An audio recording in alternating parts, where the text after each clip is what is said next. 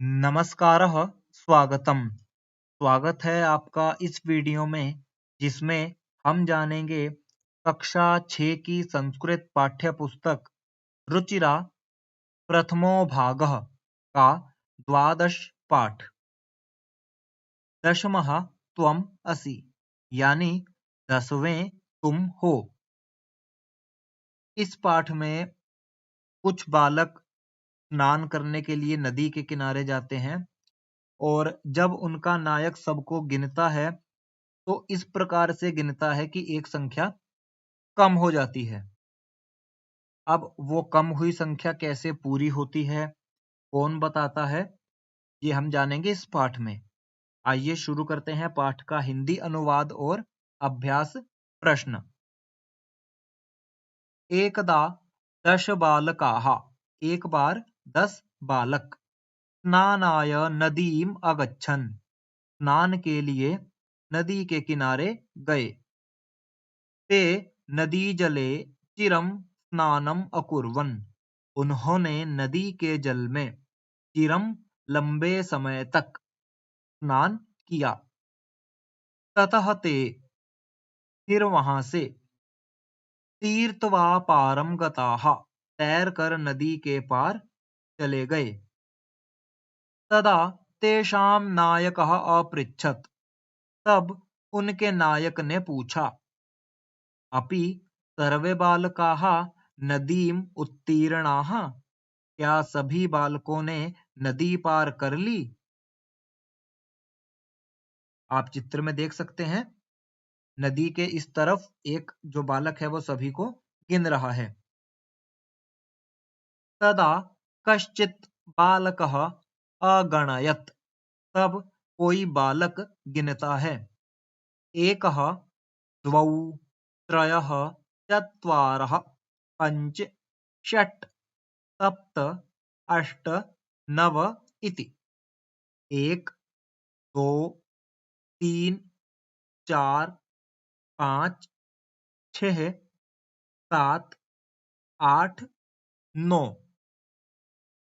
सः त्वं न अगणयत्, उसने अपने आप को नहीं गिना, स्वयं को नहीं गिना।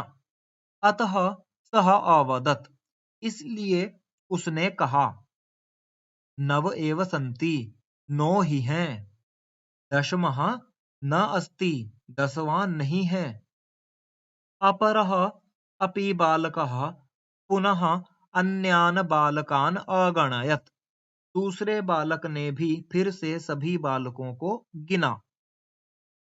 तदापि नव एव आसन्, तब भी 9 ही थे। अतः ते निश्चयम् अकुर्वन्, इसलिए उन्होंने मान लिया, क्या, यत् दशमः नद्याम मग्नः, कि 10वां नदी में डूब गया।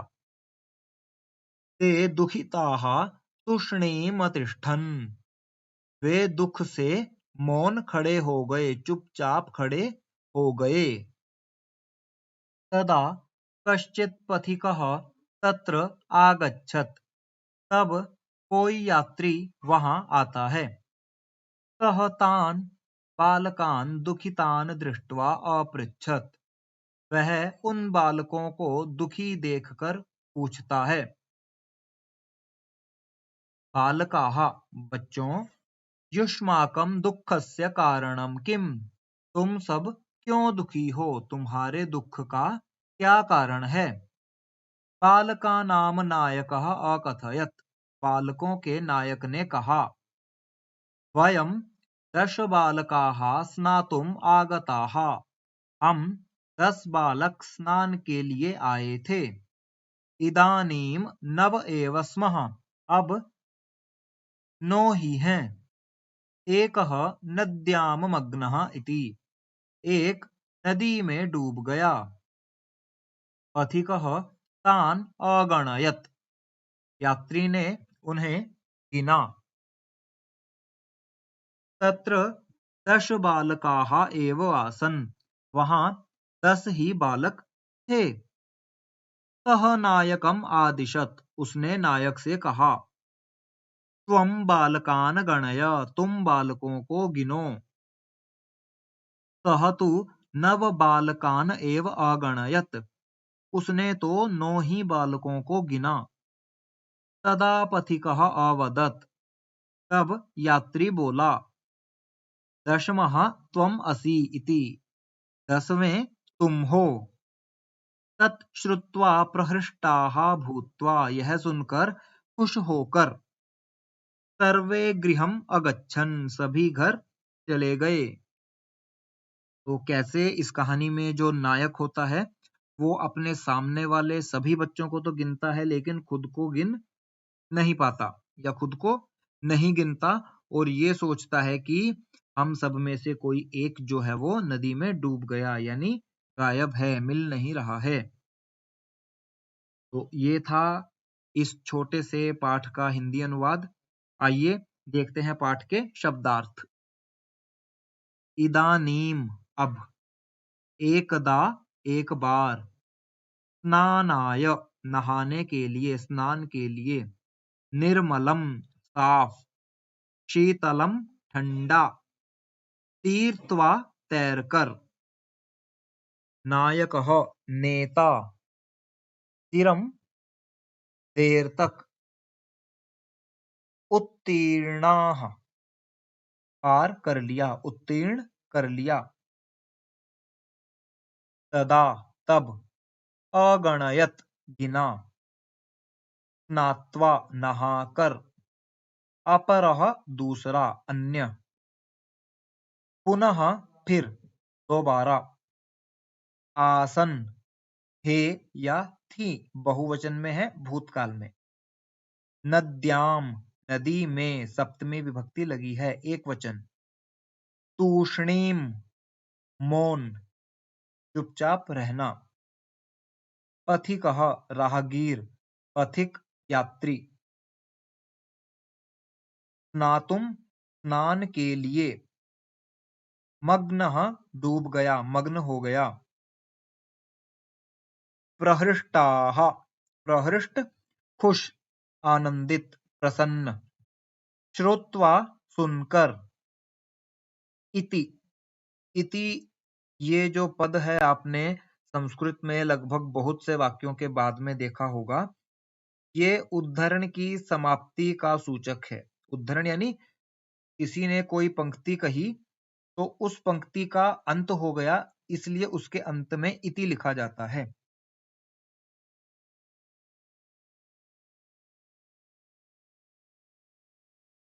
तो ये थे पाठ के शब्दार्थ। आइए अब शुरू करते हैं पाठ का अभ्यास। पहला प्रश्न, उच्चारणम कुरुत। इस पाठ में क्योंकि हमने संख्या के बारे में जाना है, बालक एक दूसरे को गिनते हैं और ये बात आपको भी पता होगी कि इस पृष्ठ पर 1 2 3 4 4 तक की संख्याएं लिखी हुई हैं, लेकिन पुल्लिंग, स्त्रीलिंग और नपुंसकलिंग इन तीनों में अलग-अलग हैं। एकः, एका, एकम, द्वौ, द्वे, द्वे, त्रयः, तिस्रः, त्रीणि, चत्वारः, चतस्रः, चत्वारि। का प्रयोग कैसे होगा?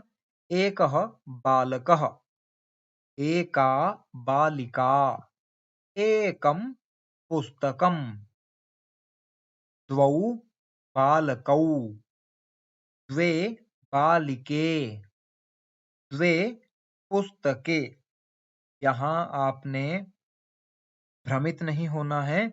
द्वे स्त्रीलिंग में और नपुंसक लिंग में एक जैसा होता है, लेकिन ये किस तरह के पद के साथ प्रयोग हुआ है, पुस्तक के साथ हुआ है या बालिका के साथ हुआ है, इससे हमें पता चल जाएगा कि स्त्रीलिंग का प्रयोग है या नपुंसक लिंग का। इसी तरह त्रयः बालकाः, तिस्रः बालिकाः, त्रीणि पुस्तकानि, चत्वारः बालकाः, चतस्रः बालिकाः, चत्वारि पुस्तकानि। पुल्लिंग, स्त्रीलिंग और नपुंसक लिंग में जो संख्या का भेद है ये केवल 4 तक ही होता है। 1 2 3 4। इसके आगे 5 से लेकर अनंत तक संख्या का रूप एक ही जैसा रहता है, चाहे पुल्लिंग में हो, चाहे स्त्रीलिंग में हो या फिर नपुंसक लिंग में। आप ध्यान से देखिए, 3 पंक्तियां हैं लेकिन तीनों पंक्तियों में रूप एक ही है। पंच बालकाः, पंच बालिकाः, पंच पुस्तकानि। इसी तरह षट्, सप्त, अष्ट, नव, दश और इसी क्रम से आगे भी चलेगा। केवल 1 से लेकर 4 तक पुल्लिंग, स्त्रीलिंग और नपुंसकलिंग के आधार पर संख्याओं में भेद होगा, लेकिन 5 से आगे संख्याएं एक जैसी ही रहेंगी। दूसरा प्रश्न देखते हैं। प्रश्नानाम उत्तराणि लिखत। प्रश्नों के उत्तर लिखने हैं, लेकिन यहाँ पर मैं हर बार यही बात कहता हूं, एक पद में लिखना है ऐसा नहीं बताया है। तो जब तक ऐसा कोई निर्देश ना हो, आपने उत्तर पूर्ण वाक्य में ही देना है। प्रश्न देखते हैं। कति बालकाः स्नानाय अगच्छन्। कितने बालक स्नान के लिए गए थे। कति का मतलब कितने, संख्यावाचक सर्वनाम का प्रयोग है कितने। तो कितने बालक गए थे, पाठ के नाम में ही छिपा हुआ है। दशमः त्वम् असि, यानी कि 10 बालक स्नान के लिए गए थे। दश बालकाः स्नानाय अगच्छन्।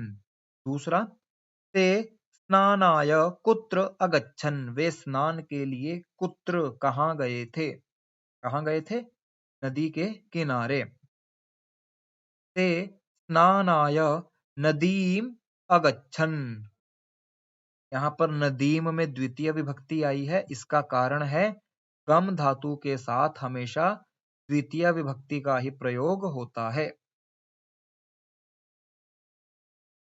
इसके बारे में विस्तृत चर्चा हम किसी और व्याकरण के सत्र में करेंगे।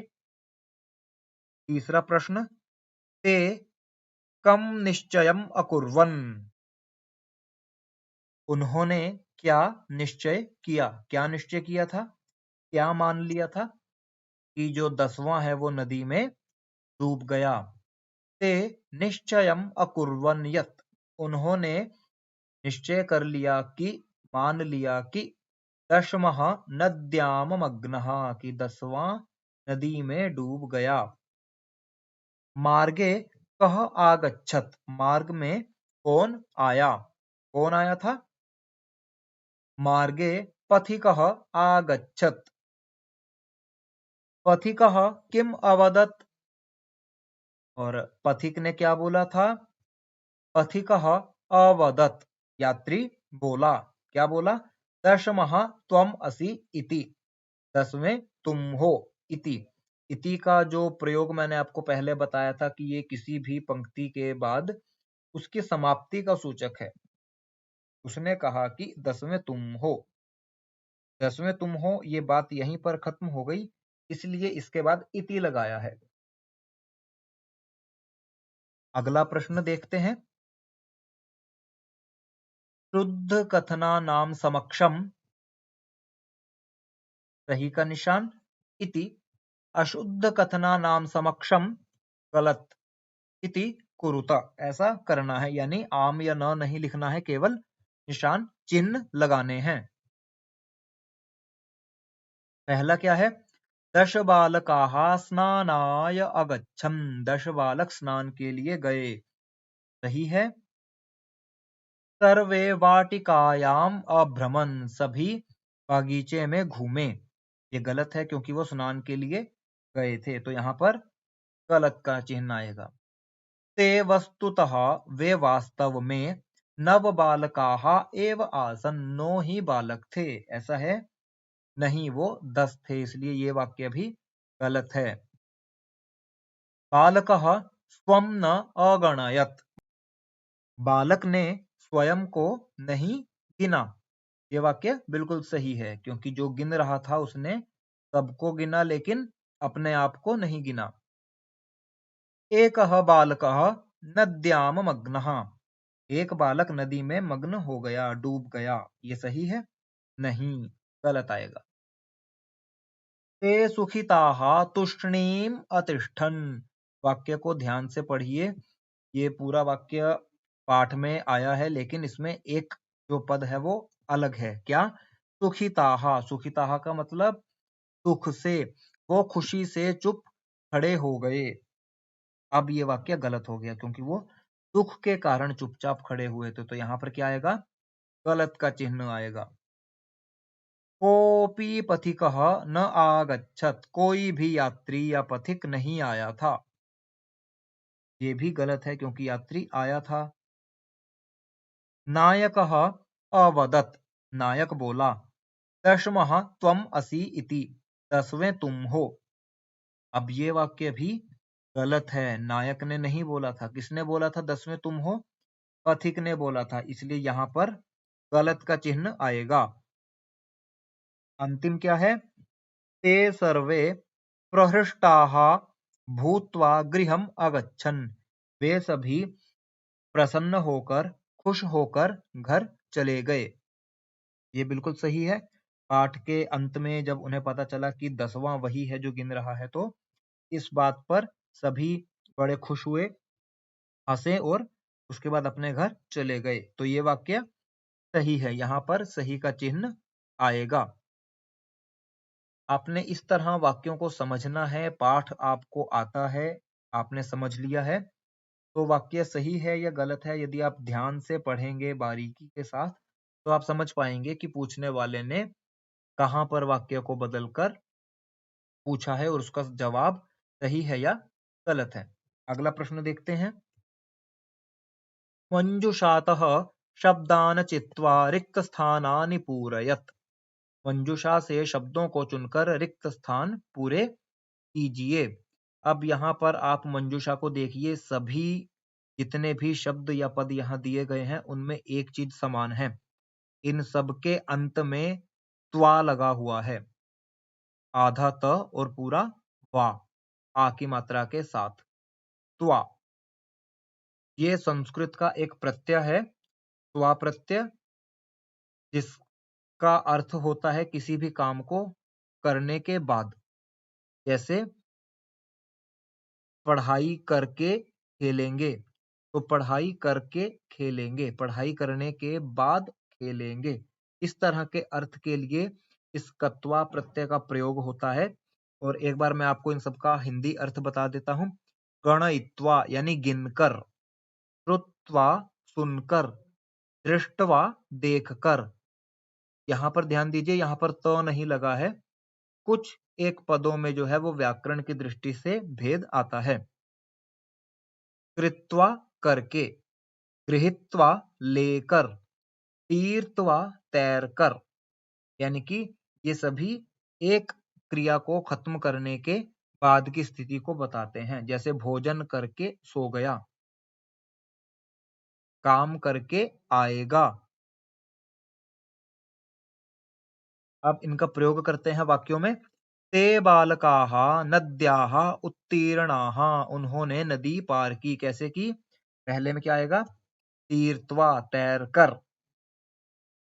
अभी आप इनका वाक्य में प्रयोग करेंगे तो आपको इस प्रत्यय का जो कार्य है वो स्पष्ट हो जाएगा, साफ हो जाएगा। पथिकः बालकान दुखितान अपृच्छत, यात्री दुखी बालकों को पूछता है। क्या आएगा? दृष्टवा देखकर। अब ऊपर देखिए, मंजूषा में दृष्टवा पद अलग तरीके से लिखा है और नीचे उत्तर में अलग तरीके से। तो ये जो है वो आज के समय में किस तरह के फॉन्ट में टाइप हुआ है उसके कारण उसका रूप बदल जाता है। तो आपने यहाँ भ्रमित नहीं होना है। आपने अलग अलग पुस्तकों में या इंटरनेट पर अलग अलग तरह के फॉन्ट को देखकर शब्दों को पहचानने का प्रयास करना है। तीसरा वाक्य, पुस्तकानि विद्यालयम गच्छ, किताबें विद्यालय चलो या जाओ। तो क्या आएगा? गृहीत्वा लेकर, पुस्तकें लेकर विद्यालय जाओ। पथिकस्य वचनम सर्वे प्रमुदिताः गृहम् अगच्छन्, यात्री के वचनों को, बात को सभी प्रसन्न होकर घर चले गए। क्या आएगा? श्रुत्वा सुनकर, यात्री की बात को, वचनों को सुनकर सभी प्रसन्न होकर घर चले गए। पांचवा, पथिकः बालकान् अकथयत्, दशमः त्वम असि। यात्री बालकों को बोला, 10वें तुम हो। क्या करके बोला? गणयित्वा, गिनकर। यात्री बालकों को गिनकर बोला, 10वें तुम हो। और अंतिम क्या है? एक ही बचा है, फिर भी देखते हैं। मोहनः कार्यम गृहं गच्छति। मोहन कार्य घर जाता है। क्या आएगा? मोहन कार्य करके घर जाता है। मोहनः कार्यम कृत्वा, काम करके, गृहं गच्छति, घर जाता है। तरह से आप इस प्रत्यय को बाकी क्रियाओं में जोड़कर भी जो है उनसे वाक्य बना सकते हैं। अगला प्रश्न देखते हैं। चित्राणि दृष्ट्वा संख्याम लिखत। चित्रों को देखकर संख्या लिखिए। अब आप चित्रों को गिनिए। सबसे पहले में क्या है? कंदुकानी यानी कि फुटबॉल, गेंद। कितने हैं? एकम, द्वे, त्रीणि, चत्वारि, पंच, षट, सप्त, अष्ट। तो अष्ट कंदुकानी, 8 गेंद। अब यहाँ गिनेंगे। चिड़िया है, चिड़िया स्त्रीलिंग है, तो कैसे गिनेंगे? सबसे पहला वाला प्रश्न देखिए आप अभ्यास का, वहां से देखकर आप गिन पाएंगे। एका, द्वे, तिस्रः। क्या आएगा? तिस्रः चटकाः। अगला चित्र पुस्तकम, एक ही है तो क्या आएगा? एकम पुस्तकम। और मोर कितने हैं? मयूरौ। पुल्लिंग में है तो क्या आएगा? द्वौ मयूरौ। आगे देखते हैं। प्रश्न 5 का ही दूसरा भाग है। 2 बालिकाएं हैं तो कैसे बनेगा? ये मैंने आपको उस समय भी बताया था कि 2 की संख्या स्त्रीलिंग में और नपुंसक लिंग में एक ही जैसी है, तो क्या आएगी वो? द्वे बालिके। लेकिन यहाँ पर बालिके शब्द लग गया तो हमें पता चल गया कि ये स्त्रीलिंग के लिए प्रयोग हुआ है। आगे गिनेंगे। तालाह। संस्कृत में तालह शब्द पुल्लिंग में होता है, तो इसको पुल्लिंग में ही गिनेंगे। एकः, द्वौ, त्रयः, चत्वारः, पंच, षट। षट तालाः। आगे क्या है? कपोताः। कपोतः शब्द भी पुल्लिंग है, तो पुल्लिंग में ही गिनेंगे। एकः, द्वौ, त्रयः, चत्वारः, पंच। पंच कपोताः।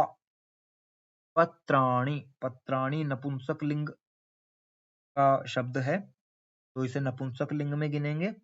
एकम, द्वे, त्रीणि, चत्वारि, पंच, षट, सप्त, अष्ट, नव, 10। कितने हैं? 10 पत्राणि।